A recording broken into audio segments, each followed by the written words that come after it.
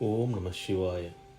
The day Krishna was born, Krishna's birthday, Krishna Jayanti. Discourse by MahaPeriyava from the book Voice of God, Volume 1.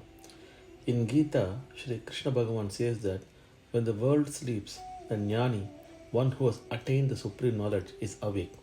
He says this in the sense that the Jnani always remains in the light of knowledge which cannot be seen by the people of the world.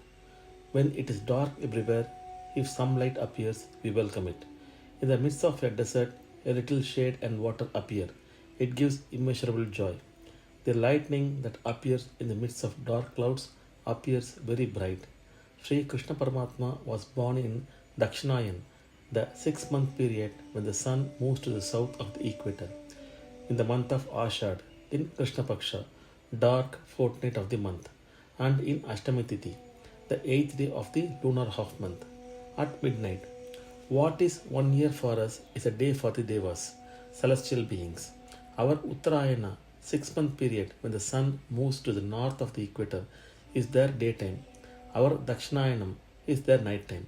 So, the time when Krishna was born is nighttime for the Devas. In the same manner, what is a month for us is a day for Pitrus. Our Sukla Paksha, bright fortnight, is the daytime. Our Krishna Paksha is their night. Therefore, Krishna Paksha in which Krishna was born is also night for the Pitrus. Since Ashtami is in the middle of the fortnight, that is midnight for the Pitrus also. Shri Krishna was born in Ashtami at midnight. What do we know from this? The time at which Krishna was born is midnight for Devas, Pitrus and the humans. It was a time when it was dark in every way. The place where Krishna was born was the dark jail. Thus, during the avatara of Krishna, it was an atmosphere of total darkness. His name is also Krishna. Krishna means dark. His body was also dark. Although he was born black when it was entirely dark, he was the bright light of Jnana. It was the light of Jnana which appeared in the midst of so much darkness, just as lightning in the midst of dark clouds.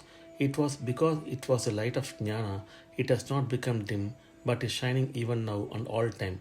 It is only in the world which is dark with Ajnana, opposite of Jnana, ignorance, that the greatness of Jnana will be more. In the same way, Krishna's greatness is shining. His Gita reverberates throughout the world.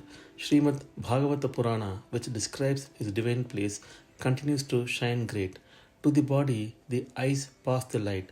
To the soul, it is Jnana that gives light. Kannan, Krishna, is the eye of all beings in the world, giving them the light of Jnana. In the south, he is not only Krishna but is Kannan. His form immerses the internal Jnana, eye, and the external eye in Amrit, nectar.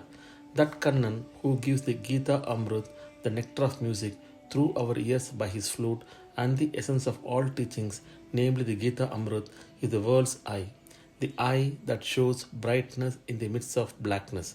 He is that brightness too. Shri Krishna enacted several divine plays in the single incarnation. Very mischievous child, then the young boy who took the cattle for grazing, the artist who danced playing on the flute, a person of taste who enjoyed all these, an expert in wrestling when he was victorious over Kamsa's men, Chanuran and Mushtikan, one who showed he could subdue the bulls when a condition was laid that he should subdue 7 bulls to marry Satyai, the daughter of the king Naknajit. A great diplomat, an emissary, driver of the chariot, went to the rescue of the people like Draupadi, who was in great distress, a protector of devotees and those without support like Kuchela, one who gave moksha to Bhishma, not only to Bhishma but also to the hunter who had aimed an arrow at him to kill him. Such were his divine plays. In the world, people are with differing attitudes, good and bad, the valiant and the brave, the thief and the womanizer, the simpleton and the toiler, the old man and the child, the haughty and the benevolent, one whose heart melts and the one who is stone-hearted, the miser and the spendthrift, the idiot and the wise, the yogi and the jnani. Thus, there are people with a variety of mental states. Of these people, it may not be possible for a Mahatma endowed with all that is good or a divine incarnation to attract those with bad aspects. One thief may find taste in the story of another thief. One pleasure-loving person will find the plays of another pleasure-loving person interesting, with a view to attract not only the good but others too he put on the garb of a lover, thief, deceitful person, cunning, performing acts of jugglery, etc. By his variety of plays, Leelas, he individually attracted people of different tendencies, blessed them with his compassion, and through that he elevated them to jnana and redeemed them. Therefore, it is Krishna Avatara which is a complete Paripurna Avatar. Between Krishnashtami, Janmashtami, and Shivaratri, there will be exactly 180 days gap. In one, Lingam, which is Jnana Jyoti, arose. The same came as Kannan, who, though he kept everything dark externally, was Jyoti inside in Jnana and compassion. Om Namah Shivaya.